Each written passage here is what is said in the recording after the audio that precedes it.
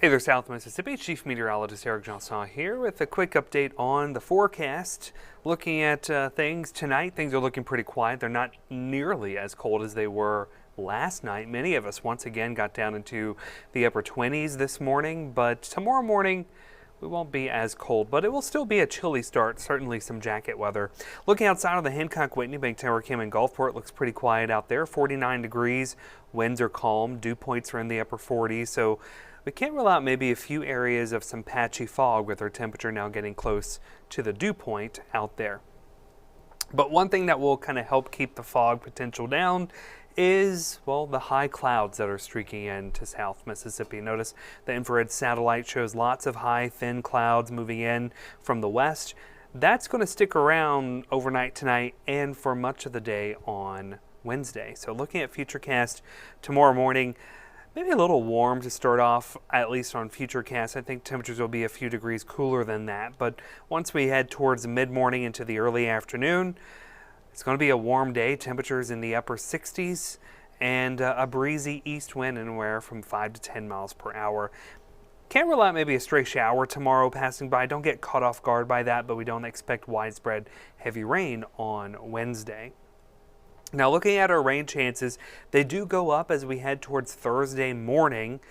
That will be ahead of our next cold front. That cold front, it's not going to pack the punch that the one that we saw come through earlier this week had, but it will knock our temperatures down just a little bit and bring the opportunity for some rain across the region. So here's what it looks like on Futurecast.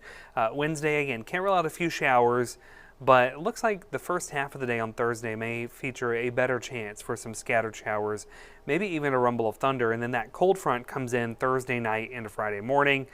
But that little cool down is going to be short-lived because when we look at the overall pattern going into the weekend and next week for Christmas, we're going to see a ridge of high pressure developing across the region, and that is going to keep our temperatures well above normal, keep our rain chances in check for the most part.